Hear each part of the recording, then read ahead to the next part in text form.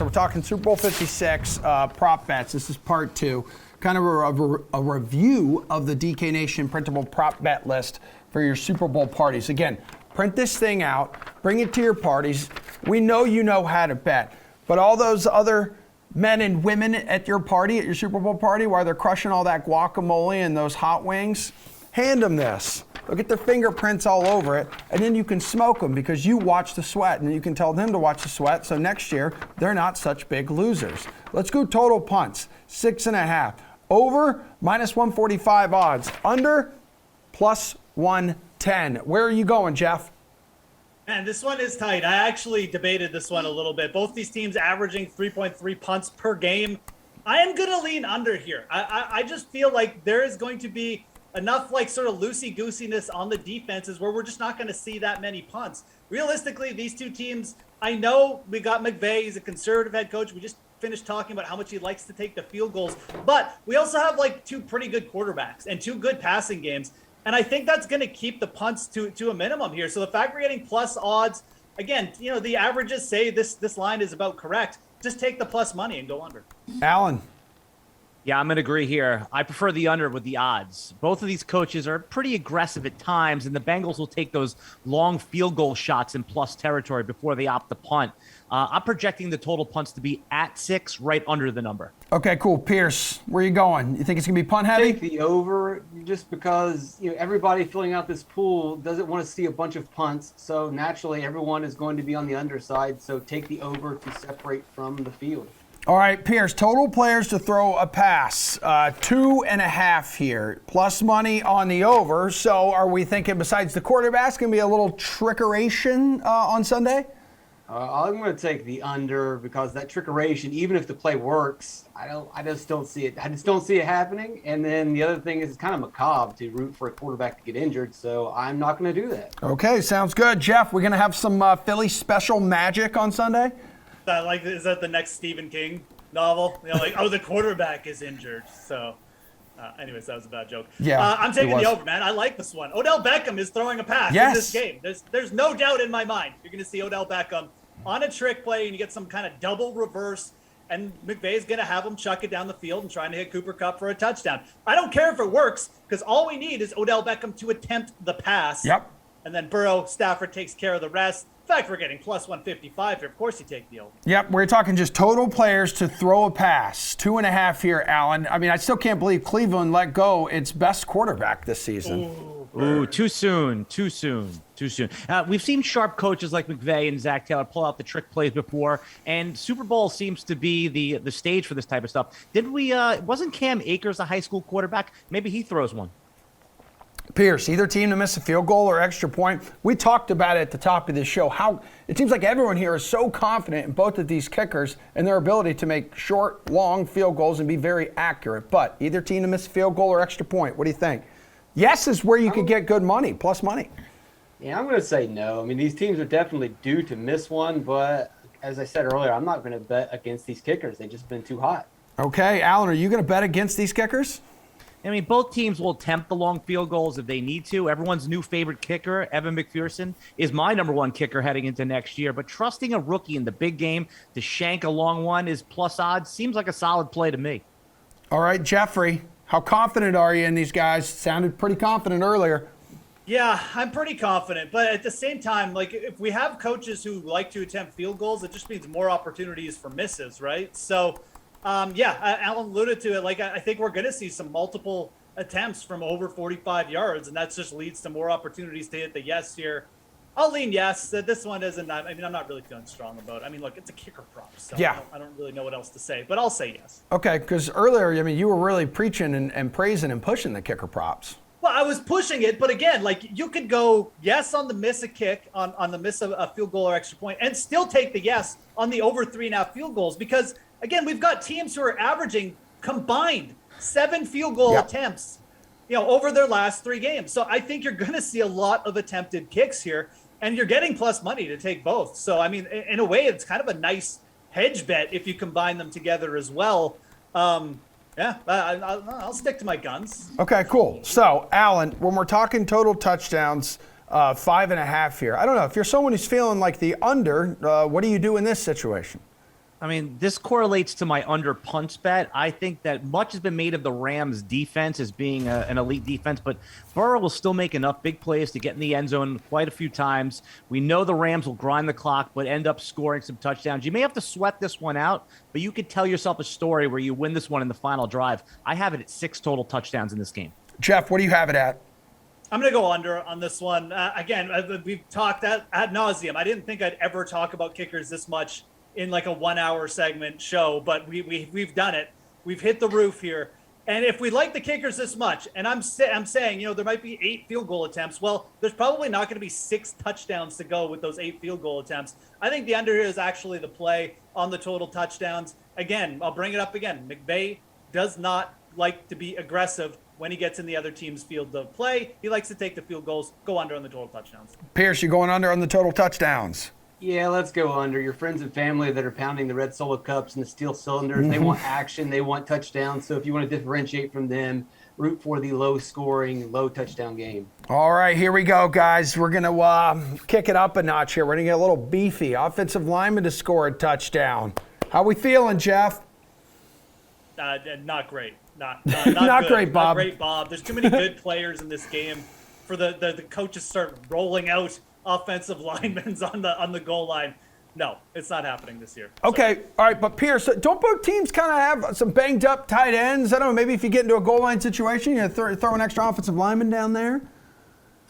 No. If you pick yes, you might as well just go ahead and throw your sheet in the trash. Alan, are you throwing your sheets in the trash? No, I am not. I bet this one, actually. I said yes. This is Andrew Whitler's. It's the end of his career. He's 40 years old. He's playing against his former team. Come down narrative street with me. Bet this one. Oh, baby, I love it. All right, so now let's go shortest touchdown. Over, under, 1.5 yards, Alan. It's difficult to get the ball inside the 2-yard line in any game. This is more of a 50-50. I give it for the prop to hit. Might as well take the better payoff. Over 1.5 yards is good. All right, Pearce. I'm going to take the over. This sounds like there's way too much math involved in this question, so I'll just go over. All right, love it. Geoff, do you have a simple mind like that? We'll do a round of overs. The Rams aren't really a good rushing team either, and they do have a high rate of pass in the red zone anyways. So, I mean, there's a lot of scenarios where we see a couple long touchdowns, and the touchdowns all come from kind of like 10 yards out. So take the over. Guys, will there be an octopus in this game? So that's a player to score a touchdown, then get and receive or run for the ensuing 2-point conversion, so accounting for all 8 points. Geoff, how do you feel about this? There's been 6 players who have done this season. I feel strangely ignorant because I never knew that the octopus was a thing in football or that this was a play that had the moniker named of octopus. I'm shook. I don't even know what to say. I'm going to bet against it. But again, maybe listen to the other guys in this one because I'm still recovering from this shocking news. Okay, Pearce, there have only been 169 recorded instances of octopi in NFL history. I don't think I think it's actually octopuses because it's not Latin. I think it might be Greek. You know what? Either way, I believe you. You read books. Yeah. Is this really a thing? Like, I feel like this is a practical joke that it's like snipe hunting or something. Someone made this up and is getting us to play along with it. No, I don't think it's real either. I don't think there's such a thing as an octopus. Okay, Alan, this again occurs when the same player scores the touchdown in the ensuing 2-point conversion. The 2-point conversion introduced to the league in 1994.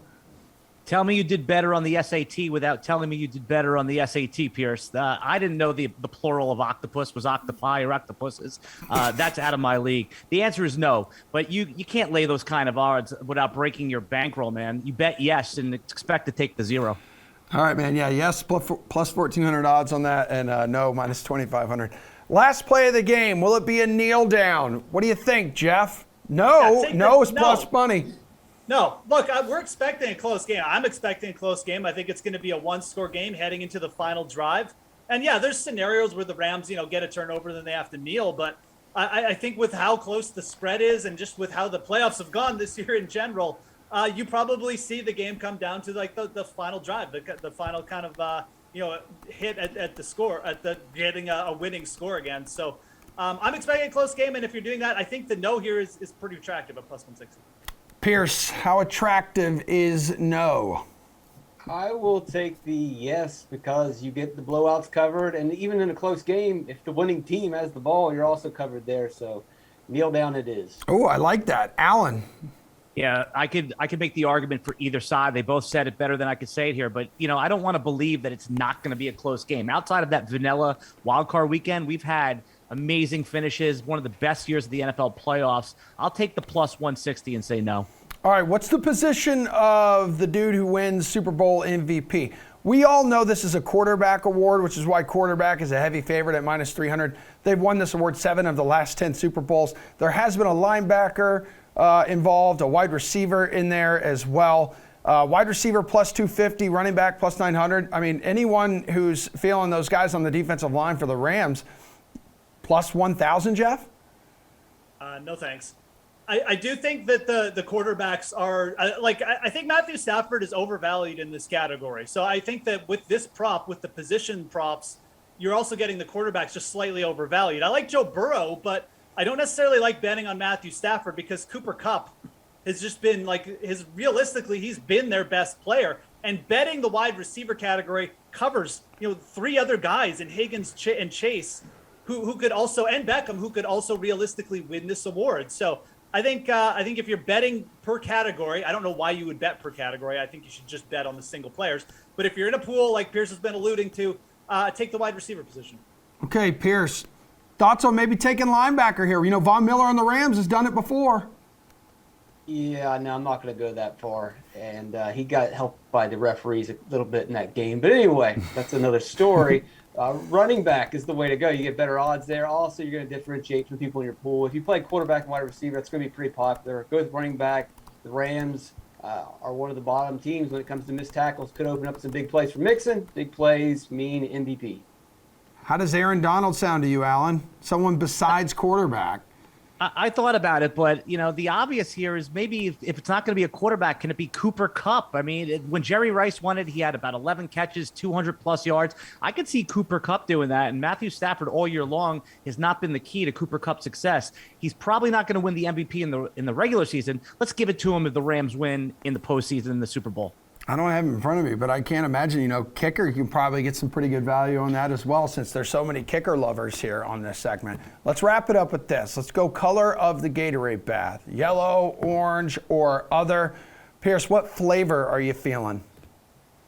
Orange for a Bengals Super Bowl. I guess they drink orange Kool-Aid or Gatorade. That's what I would do. Orange. Man, I haven't had Kool-Aid in forever. Geoff, talking Gatorade bath here. At the end. What a weak analysis by Pearce. First of all, you fade clear water. We haven't had clear and water hit for like 20 years. Look, this one is simple. The Bengals aren't going to do orange because that's their color. Yellow and blue are out for the Rams. You know where you go? You go all the way to the bottom. Purple. It's the best Gatorade flavor anyways. We haven't had a purple Gatorade bath in 10 years. Tom Coughlin got one, and I think it was Super Bowl 46. We're getting a purple Gatorade bath. I'm calling it, man. This is too good a flavor to be left out for another decade. I mean, this is going to be the final Plus line. 1,400. Yeah, Plus yeah. 1,400, This is going to be the final line in the story of every Super Bowl champion. Like, you will be on your couch from watching the coin toss or really the national anthem. I think Joe Burrow is a forward-thinking enough quarterback to say, I want purple. It's the best flavor. It doesn't get enough coverage. So. Okay, Alan, you're betting on the correct Super Bowl 56 Gatorade color here. What's it going to be? Everyone should crack into their 401k, and after closely studying the Gatorade DVOA of the last decade, the sharp action is on the field. Fade the colors. All right, last year's Gatorade results, we had a big win for underdog blue. So, hey, Geoff's right here. Like, if that's any indication, like, the dogs are alive and well when it comes to that Gatorade bath at the end of the Super Bowl.